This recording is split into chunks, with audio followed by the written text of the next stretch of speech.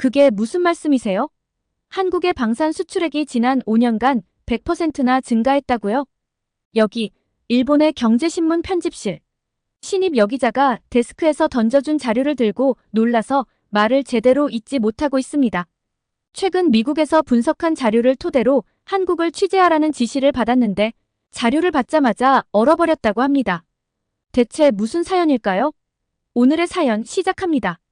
안녕하세요. 저는 마츠모토 하루나라고 하고 일본 경제신문에 입사한 지 이제 6개월째인 신입 기자입니다. 대학교를 거쳐서 바로 취직을 했기 때문에 솔직히 아직 세상을 잘 모르는 햇병아리예요. 그런 제게 엄청난 임무가 주어졌습니다. 바로 한국 출장이었어요. 선배 기자님과 함께 가는 출장이긴 하지만 꽤 큰 특집 기사의 일원이 된다는 사실은 너무 떨렸습니다. 그런데 한편으로는 걱정도 좀 됐어요. 난생 처음 외국에 가는 거라 걱정이 되냐고 주변에서 물었지만 사실 한국에 간다는 것 자체가 걱정스러웠습니다. 이런 이야기를 한국 분들이 들으시면 화가 나실 텐데요. 사실 전 어렸을 때부터 할아버지의 영향을 많이 받았어요. 할아버지는 항상 한국에 대해 안 좋은 말씀을 하셨죠. 하루나 한국은 우리나라보다 열등한 나라야. 우리가 그들에게 엄청난 가르침을 주었지. 이런 말씀을 자주 하셨어요. 그때마다 저는 고개를 끄덕이며 할아버지의 말씀을 곱씹었죠. 그래서 그런지 저는 일본을 휩쓴 한류 열풍에도 좀 무관심했습니다. 뉴스에서 한국 얘기가 나오면 대충 듣고 넘기곤 했죠. 물론 지금 일본에서 한국 문화가 굉장히 인기가 좋다는 건 잘 알아요. 하지만 그저 연예산업이 좀 발달한 정도겠지 생각했어요. 어차피 우리보다 못한 나라라고 여겼으니까요. 그런데 이런 제 생각이 흔들리는 일이 생겼습니다. 그날 아침은 지금도 생생하네요. 아침부터 평소와 다름없이 사무실에 출근했는데 데스크에서 저를 불렀어요. 하루나 씨, 이리 와보세요. 데스크 차장님의 목소리는 평소와 달리 긴박해 보였어요. 저는 긴장된 마음으로 차장님 앞으로 갔죠. 이 보고서 좀 봐요. 차장님이 건네준 보고서를 받아들고 훑어보는데 저도 모르게 눈이 커졌어요. 한국의 R&D 투자 세계 5위. 한국 방산 수출 급증, 일본을 거절한 호주, 한국을 선택하다. 제 눈을 의심할 수밖에 없었어요. 이게 무슨 말도 안 되는 소리인가 싶었죠. 차장님, 이게 정말인가요? 제 목소리에 의심이 가득 묻어났어요. 차장님은 고개를 끄덕이셨죠. 네, 미국의 유명한 경제연구소에서 나온 보고서예요. 우리도 처음엔 믿기 힘들었지만 사실이니 이에 대해서 기사가 나가야 해요. 저는 여전히 믿기지 않았어요. 한국이 우리나라를 앞선다고요? 그것도 첨단 기술 분야에서? 방산 분야에서? 하루나 씨, 이번에 한국에 가서 이 내용을 취재해 오세요. 차장님의 말씀에 저는 깜짝 놀랐어요. 제가 한국에 간다고요? 저요? 하지만 저는 아직 해외 취재 경험이 없는데 괜찮을까요? 제 목소리가 떨렸어요. 솔직히 무서웠거든요. 한 번도 가본 적 없는 나라, 그것도 항상 안 좋게 들어왔던 한국에 간다니. 우선 선배 기자와 2인 1조 취재니까 걱정하지 말고. 하루나 씨를 보내는 이유가 있어요. 한국이 처음이잖아. 신선한 시각으로 한국을 바라볼 수 있을 거예요. 게다가 젊은 세대의 관점도 필요하고요. 차장님의 말씀에 저는 할 말을 잃었어요. 거절하고 싶었지만 신입 기자인 제가 거절할 수 있는 상황이 아니었죠. 알겠습니다. 최선을 다하겠습니다. 떨리는 목소리로 대답했어요. 차장님은 미소를 지으며 말씀하셨죠. 좋아요. 일주일 후에 출발하세요. 그때까지 한국에 대해 공부도 좀 하고 준비 잘하고요. 제자리로 돌아오는 발걸음이 무거웠어요. 머릿속이 복잡했죠. 한국에 대한 선입견, 할아버지의 말씀, 그리고 방금 본 충격적인 보고서. 이 모든 것들이 뒤엉켜 있었어요. 집에 돌아와서도 마음이 진정되지 않았어요. 심란한 마음이었지만 제게 주어진 일을 등한시할 수 없으니 한국에 대해 공부를 시작했습니다. 일주일 동안 한국에 대해 공부했어요. 인터넷으로 찾아보니 한류 말고도 여러 분야에서 두각을 나타내고 있더라고요. 하지만 여전히 의심이 가득했어요. 이런 것들은 다 과장된 거겠지. 원래 어떤 조사나 연구는 어떤 관점에서 하느냐에 따라 달라져. 그렇게 생각하며 스스로를 위로했죠. 그리고 한국으로 떠나는 날을 맞이했습니다. 공항으로 향하는 차 안에서 저는 창밖을 바라보며 많은 생각을 했어요. 한국이 그렇게 대단한 나라라면 나는 왜 모르고 살았을까? 내가 배웠던 역사나 경제 관련 공부에서는 왜 한국을 제대로 언급하지도 않았을까? 비행기에 오르면서 마음을 다잡았어요. 저는 기자잖아요. 객관적으로 바라보자. 편견 없이 사실만을 보자. 그렇게 다짐하면서도 제 마음 한구석에는 여전히 의구심이 자리 잡고 있었죠. 하지만 이 의구심은 한국에 도착한 지 얼마 되지 않아 하나씩 무너지기 시작했어요. 인천공항에 도착했을 때부터 놀라움의 연속이었죠. 일본의 공항과는 뭔가 달랐거든요. 더 현대적이고 세련된 느낌이 들었어요. 하지만 그때까지만 해도 저는 여전히 의심의 눈초리를 거두지 않았어요. 겉모습만 그럴듯하게 꾸며놓은 거겠지라고 생각했죠. 인천과 서울의 화려한 모습도 도쿄와는 왠지 달랐습니다. 도쿄는 뭔가 칙칙하고 갑갑한 느낌인데 고층 빌딩이 똑같이 많지만 한국은 뭔가 생기가 넘치는 느낌이었는데요. 한국을 여러 번 온 선배는 이미 들떠서 신나하더라고요. 저도 뭔가 들뜨려 있는데 마음을 애써 다잡았죠. 취재에만 집중하기로 했습니다. 시간이 없으니 빠르게 움직여야 했죠. 첫 번째 취재지는 한국의 대표적인 R&D 연구센터였어요. 현대적인 건물 외관에 촌뜨기처럼 두리번거리고 있는데 미리 연락해둔 담당자분이 나왔습니다. 안내를 받으며 설명을 듣기 시작했죠. 담당자가 한국의 R&D 투자에 대해 설명해주기 시작했어요. 한국의 R&D 투자는 세계 5위 수준입니다. 그 말을 듣고 저는 깜짝 놀랐어요. 정말인가요? 그게 가능한 일인가요? 제가 의심스러운 눈초리로 물었죠. 담당자는 미소를 지으며 계속 설명했어요. 네, 유네스코 자료에 따르면 한국의 R&D 지출이 790억 달러로 전 세계에서 5위를 기록했습니다. 프랑스와 영국 같은 전통적인 유럽 선진국들을 앞섰죠.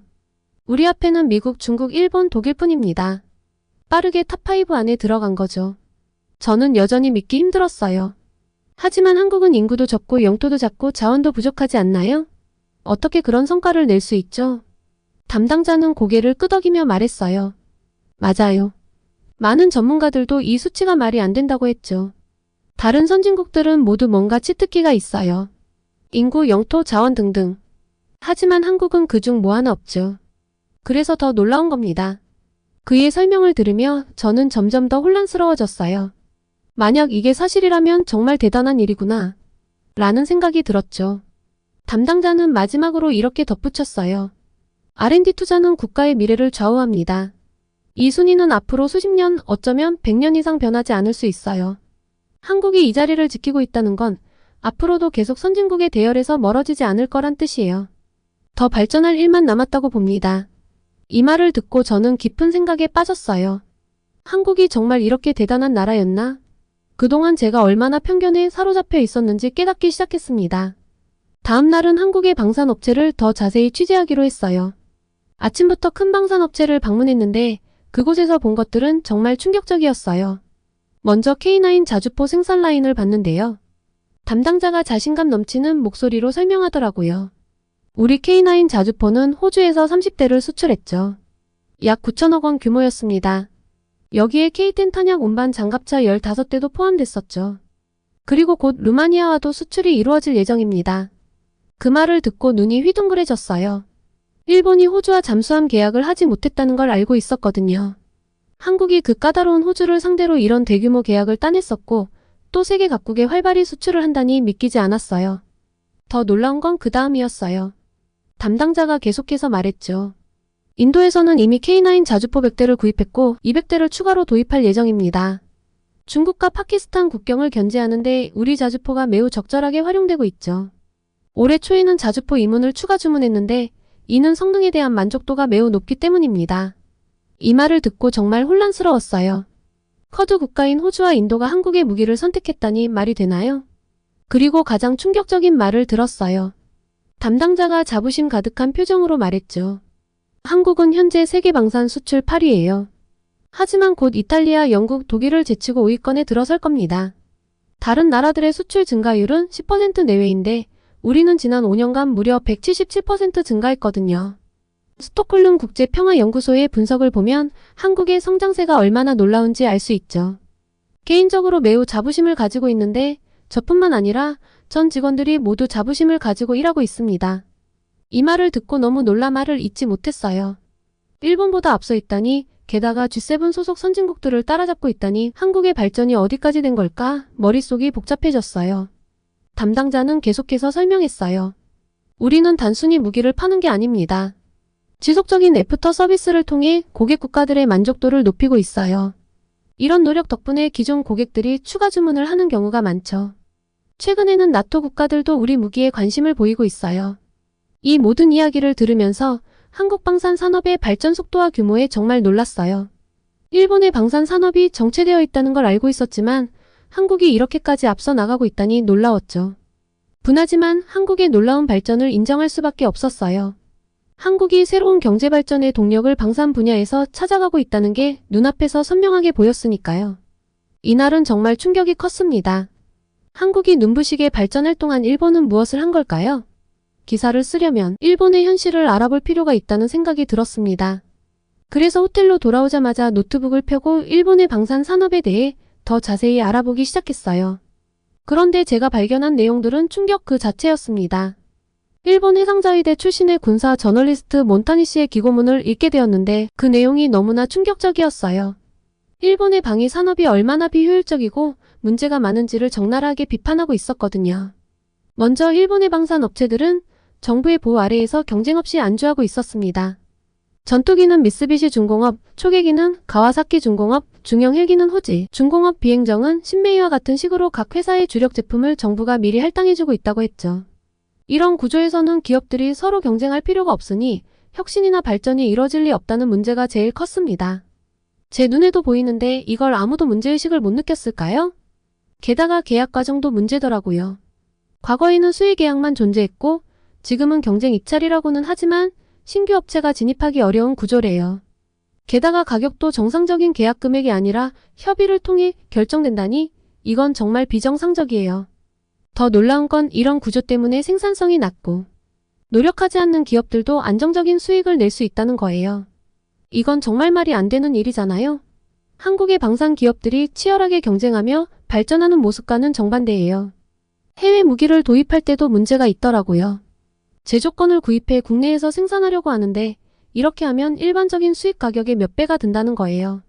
이건 정말 엄청난 재정 낭비 아닌가요?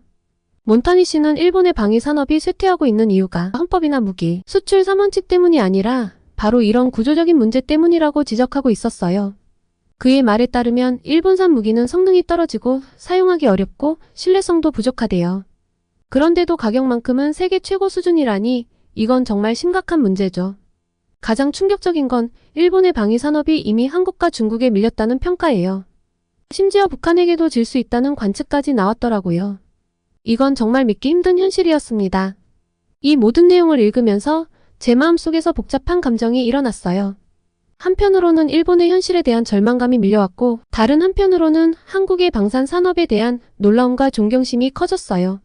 그리고 한국은 치열한 경쟁 속에서 끊임없이 혁신하고 발전하고 있는데 일본은 과거의 영광에 안주한 채 뒤처지고 있다는 사실이 너무나 뼈아팠어요.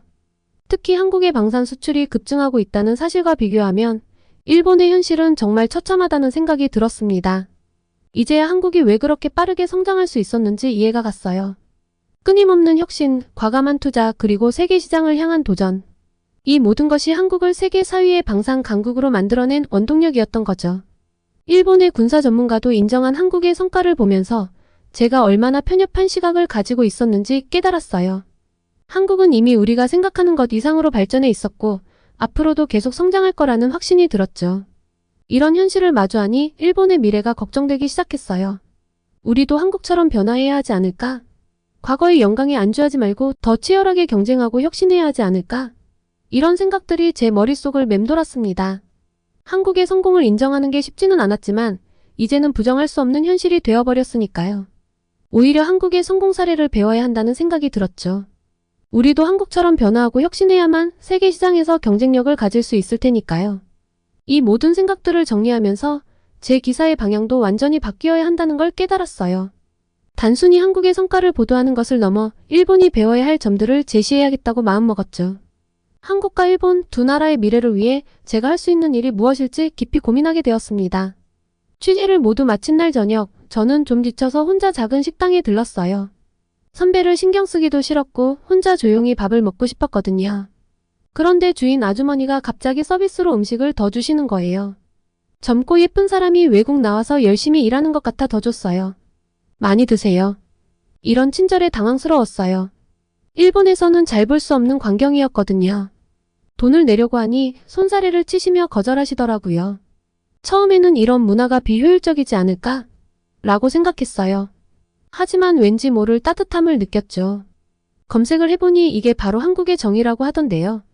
이런 문화가 한국의 발전에 어떤 영향을 미쳤을까 궁금해졌어요. 지난 며칠간 제가 본 한국은 첨단 기술과 치열한 경쟁의 나라였는데요. R&D 투자 세계 5위, 방산 수출 급증, 글로벌 시장을 향한 끊임없는 도전. 모두 놀라운 성과들이었죠. 하지만 그 이면에 이런 따뜻한 인간미가 있다는 걸 깨달았어요. 어쩌면 이런 정 문화가 한국 기업들의 끈끈한 팀워크를 만들어내는 게 아닐까요? 방산 기업 직원들의 열정적인 모습이 떠올랐어요. 그들은 단순히 돈을 벌기 위해서가 아니라 국가를 위해, 동료들을 위해 일한다는 느낌이 들었거든요.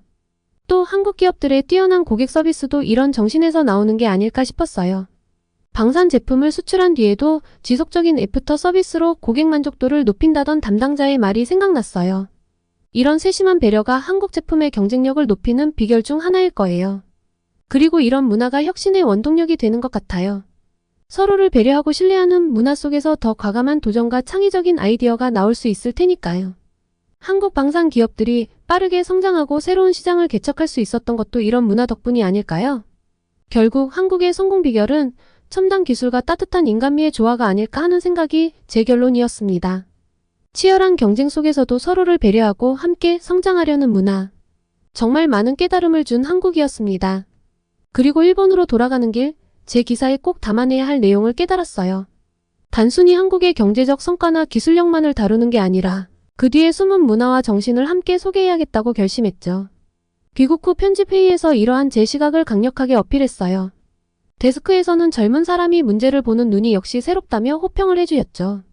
그리고 제 기사가 신문에 실렸어요. 하지만 온라인 반응은 제가 예상한 것보다 훨씬 더 거셌어요. 많은 독자들이 제 일교 보냐? 한국에 매수당한 거 아니냐? 라는 악플을 달았어요. 심지어 제 애국심을 의심하는 댓글도 있었죠. 이런 반응을 보면서 할아버지의 말씀과는 달리 오히려 일본 국민의 민도가 한국보다 떨어지는 것 같다는 생각에 마음이 무거워졌어요.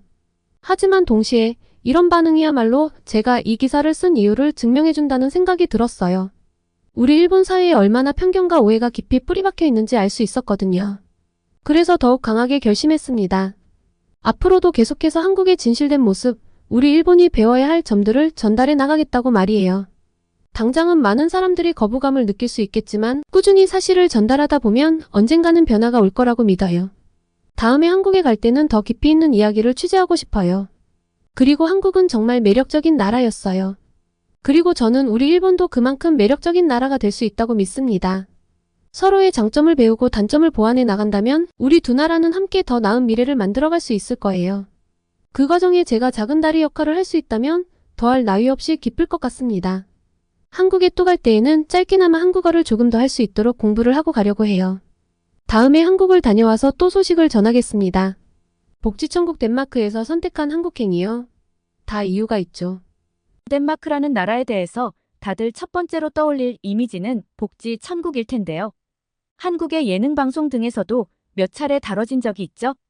북유럽의 복지 천국, 노후 걱정 없이 누구나 행복한 나라. 오늘 사연의 주인공은 바로 그런 복지 천국 덴마크에서 한국으로 왔습니다. 강력한 복지 체계 덕분에 아무런 걱정 없이 살 수 있다는 나라에서 무슨 이유로 한국행을 택했는지 궁금한데요. 오늘의 사연 시작합니다. 안녕하세요. 저는 덴마크 코펜하겐 출신의 시몬이라고 합니다. 지금은 한국에서 생활한 지 2년 차이고요. 한국인 남편과 함께 딸을 기르고 있죠. 한국에 와서 제가 정말 많이 들은 질문이 덴마크같이 살기 좋은 곳에서 왜 한국으로 왔냐는 이야기였습니다. 처음엔 그냥 인사치레인 줄 알았는데 듣다 보니 정말 궁금해서 이런 질문을 하시는 분들도 많더라고요. 왜 이런 질문들을 하실까 하는 제 궁금증은 한국에서 덴마크를 다루는 방송들을 보며 이해가 되었습니다. 한국 방송에서 만난 덴마크는 환상 속의 나라, 천국과도 다를 바 없는 완벽한 나라의 모습이더라고요.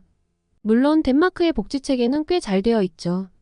모든 국민이 차별받지 않고 동등한 교육과 의료 혜택을 누릴 수 있어야 한다는 철학으로 나라 시스템이 운영되는데요. 많게는 임금의 50% 넘게 세금을 떼어가는 대신 모든 국민에게 의료 서비스도 무료, 모든 교육은 무료, 관대한 실업급여 등 사회보장 시스템이 잘 되어 있어 다른 나라 국민들이 보았을 때 부러워하는 것도 이해는 갑니다. 분명한 장점이 있기에 한국행을 많이 고민했던 것도 사실이에요. 이렇게 결정을 내리기까지 갈등이 없었던 건 아닙니다. 특히 남편과는 정말 여러 번 대화하고 때로는 부딪히기도 했지만 결정적으로는 아이를 위해 과감하게 한국행을 선택했는데요. 저는 다시 생각해도 참 좋은 선택이었다고 생각해요. 지금부터 제가 어떤 일들을 겪고 한국에 오게 되었는지 말씀드릴 텐데요. 이런 내용들은 한국 분들이 전혀 생각하지 못한 덴마크의 어두운 면이라 좀 놀라실 수 있겠네요.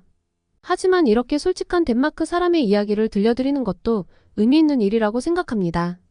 우선 덴마크에서 아이를 기르며 계속 살아도 괜찮을 것인가에 대한 의문이 크게 생긴 결정적 사건을 이야기해 볼게요. 몇 년 전 겨울에 남편이 크게 아팠습니다. 덴마크는 코로나 때 유럽 국가들 중에서도 빠르게 각종 제한 조치를 전면 해제했습니다. 마스크 의무화도 일찌감치 해제했고 감기와 크게 다를 바 없다고 선언을 했죠. 이런 조치에 국민들의 반발은 없었습니다. 저 역시도 별 생각이 없었죠. 남편은 벌써 이렇게 해제해도 되냐고 불안해했지만 전 괜찮을 거라고 자신했어요. 그런데 어느 날 남편이 목이 너무 아프다고 하며 잠에서 깼는데 제대로 말도 못하더라고요. 그리고 두통이 너무 심하다며 머리를 부여잡고 괴로워하는데 한눈에 봐도 너무 심각해 보였습니다. 급한 대로 찬장을 뒤져 감기약을 먹이고 재웠는데 아침에는 상태가 더 심각해졌어요. 코로나가 의심되는 상황이라 셀프 검사 키트를 사러 갔는데 팔지 않아 퇴근길에 여러 군데를 헤매며 셀프 검사 키트를 사기 위해 뛰어다녔죠. 겨우 하나를 구해 집에 들어간 순간 저는 충격적인 남편의 모습을 목격했습니다. 남편이 식은땀으로 온몸이 젖어 있고 눈도 제대로 못 뜨는 거예요. 심지어 경직이 심해 제대로 움직이지도 못하고 있더군요. 덴마크 사람들은 아플 때 바로 병원을 가지 않고 우선 자연 치유를 해보려고 합니다. 저도 그래서 일단 약을 먹고 쉬라고 했고요. 감기 몸살이나 독감 정도로는 병원에 잘 안 가거든요. 그런데 열이 너무 높고 몸에 열꽃이 번져 있어서 이러다 큰일 나겠다 싶어 응급센터에 전화를 했죠. 덴마크는 두 가지 응급 연락처가 있습니다. 하나는 죽어가는 사람에 쓰이는 앰뷸런스를 부르는 번호가 있고 또 하나는 응급실에 가기 전 미리 예약하는 번호죠. 응급실을 예약을 하고 간다는 게 사실 말이 안 되니 좀 어이가 없으실 테지만 이렇게 해야 대기 시간이 줄어드니 미리 전화를 해서 상담을 받고 상황을 설명해줘야 합니다. 문제는 전화를 하고 기다리는 시간이 꽤 길죠. 당장이라도 들쳐업고 병원으로 가고 싶었지만 예약 없이 간다면 응급실 앞에서 무한정 기다려야 할 수도 있어 물수건으로 남편을 닦아주며 초조하게 기다리는 것밖에 할 수 있는 일이 없더군요. 30분쯤 지나 겨우 자리가 나서 근처 응급실로 갈 수 있게 되었습니다. 택시를 타고 가는데 남편 입술은 바짝바짝 말라가고 숨도 제대로 못 쉬다가 의식을 잃더군요. 저는 이대로 남편이 죽는 줄 알았습니다. 제발 남편을 살려달라고 지나가는 의료진을 붙잡고 부탁을 했어요. 의료진들이 그제서야 달려와 조치를 취해줬고 남편은 다행히도 의식을 되찾았죠. 그리고 엄청난 통증과 마비 증상, 심한 기침과 두통, 구토 증상에 시달렸어요. 열은 40도까지 올랐다가 내리기를 반복했고 거의 5시간에 걸쳐 코로나 검사, 독감, 소변 검사를 했죠. 그리고 약을 먹고 안정을 찾고서는 엑스레이와 심전도 검사도 했습니다. 결과는 코로나도 음성, 독감도 음성이었죠. 그럼 뭐가 문제냐고 물어보니 알 수 없는 바이러스에 의한 급성 염증이 원인인 것 같다고 하더군요. 코로나 변이 같긴 한데 잘 모르겠고 이제 열이 내려서 생명에 지장이 없으니 집에 가라면서 만약 내일 다시 아프면 GP, 그러니까 지정주치의에게 연락을 하라고 했습니다. 다음날 연락한 저희의 GP는 스케줄이 다 차서 바쁘다며 다음 주에 오라고 하더군요. 제가 한국을 몰랐다면 이러한 것들의 문제점을 느끼지 않았을 수도 있을 것 같습니다. 하지만 한국에서 온 남편 덕에 다른 나라 사람들과도 교류가 활발했던 전 덴마크의 이러한 의료 시스템에 의문을 품을 수밖에 없었죠. 치료가 무료이면 뭐하나요? 한국처럼 미리 건강검진을 받지도 않고 뭔가 이상해서 검사를 받으려고 해도 최소 일주일에서 몇 달을 기다려야 하는데요. 오죽하면 기다리다 죽는다는 말도 나오곤 하겠어요. 이런 경험을 하고 나니 제값을 치르고 제대로 된 의료 서비스를 받는 게 낫지 않나 라는 생각이 몽글몽글 피어오르더라고요.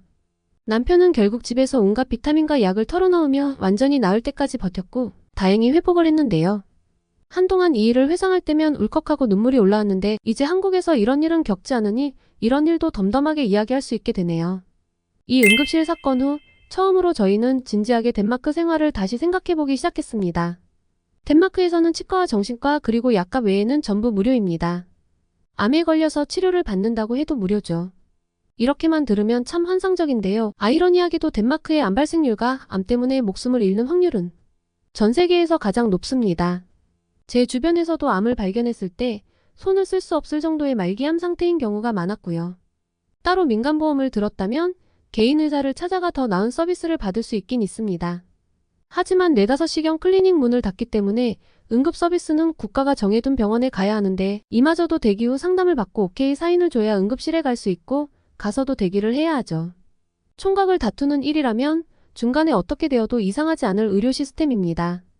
복지국가의 무료 의료 시스템의 한계를 제대로 맛본 이후 처음으로 이 나라의 어두운 면을 뒤집어본 경험은 제게 비판적 시각을 안겨주었습니다. 주치의 예약은 기본 일주일, 처방받은 약은 3만원, 4만원씩 하더라도 진료가 무료이니까 괜찮아 라고 생각해왔는데 남편을 통해 한국은 그렇지 않단 걸 알고 덴마크보다 더 좋은 시스템이 있단 것에 충격이 심했죠. 무료라고 해도 약값이나 성인의 치과 진료비는 무료가 아닌데 한국에 와서 보니 평균적으로 덴마크가 2~3배는 비싸더라고요. 게다가 무상의료이기 때문에 정부 자체에서 의료 수요를 제한하려는 경향이 강해 처방에 굉장히 소극적입니다. 약을 적게 쓰는 건 나쁘지 않은 거 아닌가? 라고 할 수 있겠죠. 하지만 멀쩡하게 잘 끼고 다니던 렌즈가 갑자기 너무 따갑고 아파서 걱정이 되는 마음에 엄청난 예약 스케줄 속에서 간신히 빈자리를 찾아 2주 만에 의사를 만났는데 렌즈와 안경을 한번 보고 눈도 한번 들여다보더니 왜 렌즈가 따가운지는 저도 잘 모르겠네요. 눈을 푹 쉬게 해주세요. 라고 누구라고 할 법한 말만 한 뒤 안경을 깨끗하게 닦아주고 가라고 하면 무료인 게 큰 의미가 있나 싶습니다. 제 값을 치르고 제대로 된 의료 서비스를 받는 게 낫죠. 남편이 겪은 응급실 이야기는 사실 덴마크에서 흔한 사례입니다. 제 친구는 수두에 걸려서 열이 40도에 육박하고 고통이 심해서 울면서 몸부림치는데 의사가 심각해 보이지 않는다는 이유로 만나주지 않았고 응급실 예약을 하고 4일 만에 응급실에 갔지만 수두인데 그냥 쉬라며 돌려보냈어요. 고통에 몸부림치며 홀로 회복을 한 친구는 살 길은 운동뿐이라며 운동 매니아가 됐죠.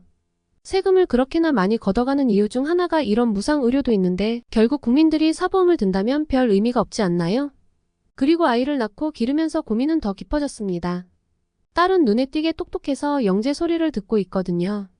개인적으로도 아이가 자신의 능력을 최대한 발휘하면서 살아갔으면 하는 바람입니다. 그런데 덴마크 사회에서는 아이가 성취에 대한 동기부여를 얻기 정말 어려워요. 덴마크는 직업에 귀천도 없고 본인이 원하는 공부는 돈 걱정 없이 할 수 있으니 좋은 거 아니냐고 생각하시겠죠? 한국 방송에서는 덴마크 사람들은 돈을 더 버는 것에 큰 욕심이 없다고 하지만 한 커플만 벗겨보면 그렇지 않습니다. 덴마크는 빈부격차가 정말 크거든요. 저와 남편은 20평짜리 주택 월세를 한국 돈으로 320만 원을 내고 거주했는데 친구는 비슷한 조건의 집을 반의 반값도 안 되는 가격에 렌트를 하고 있었습니다. 부모님이 물려주신 아파트 2채 중 한 곳에 살고 있기 때문이죠. 저희도 좋은 집을 사고 싶었어요. 그런데 능력이 아무리 뛰어나도 이걸 뛰어넘을 만큼 부를 축적하는 건 덴마크에서 불가능합니다. 세금도 너무 많이 나가고 물가도 너무 비싸거든요. 부가가치세가 25%니까요. 덴마크 사람들도 연봉을 올리기 위해 이직을 꾀합니다. 한 회사를 그리 오래 다니지 않아요. 하지만 월급이 올라도 세금이 너무 큰 비중을 차지하고 월세를 내고 나면 남는 게 없죠. 제가 살고 있는 집보다 쾌적한 덴마크의 교도소를 보면 한 번씩은 내가 뭐하고 사는 건가 싶을 때도 있습니다. 덴마크 문화 자체가 부를 자랑하지 않는 분위기고 그렇게 자랑하는 사람에 대해서 혐오감을 보이는데 사실은 연봉을 올리기 위해 이직도 하고 더 좋은 집에 살고 싶은 욕망도 다들 있습니다. 눈이 오고 비가 올 때 자전거 말고 차를 타고 싶어 해요. 그런데 자동차 등록세가 차 가격의 180%, 부가세가 25%니 부담스러워서 외국에서 차를 구매해서 들어오는 편법까지도 일삼죠. 이런 일들이 결국 다들 내면에 물질에 대한 욕망이 있던 걸 보여주는 사례 아닐까요? 하지만 자산 자체가 압도적으로 불평등하게 시작하고 어마어마한 세금을 내고 나면 남는 것이 없어 개인의 노력으로 바꿀 수 없다는 사실을 깨닫고 무기력증과 우울증으로 정신과 약을 먹으며 버티거나 아니면 해외로 이주하거나 하게 되죠. 최근에 덴마크에서 대학까지 무료 교육을 받고 인근 유럽 국가나 미국 등으로 이주하는 사례가 엄청나게 늘어났습니다. 커리어를 중요시 여기고 좀 더 성공하고 싶은 사람들은 덴마크를 떠나고 있죠. 그렇다고 근무 환경이 아주 좋은 것도 아닙니다. 해고가 정말 쉽거든요. 대신 실업급여 제도가 잘 되어 있지 않냐고 반문하실 텐데 반은 맞고 반은 틀립니다. 실업급여를 받으려면 매달 빠져나가는 높은 소득세에 추가로 본인이 직접 실업보험 제도에 가입해야 합니다. 선택적으로 추가 보험비를 1년 이상 납부한 사람에게만 해당하는 제도죠. 근로자 누구나 실직을 하면 2년간 실업급여를 받을 수 있는 것이 아닙니다. 아이가 생기고 보니 이런 문제들이 다시 보이더군요. 나라의 젊고 유능한 인재들은 외국으로 빠져나가는데 고만고만한 사람들끼리 평등하게 사는 것이 과연 좋을까? 덴마크의 젊고 유능한 인재는 빠져나가고 그 자리를 메우는 건 제 남편 같은 외국인들입니다.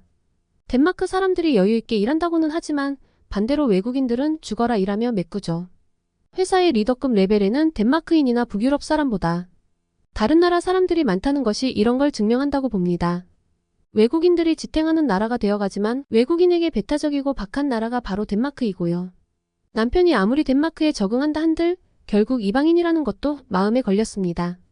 사랑하는 제 딸을 가장 좋은 환경에서 기르고 싶은 마음에 미국, 캐나다, 인근 스웨덴 등 여러 나라를 따져보았는데요.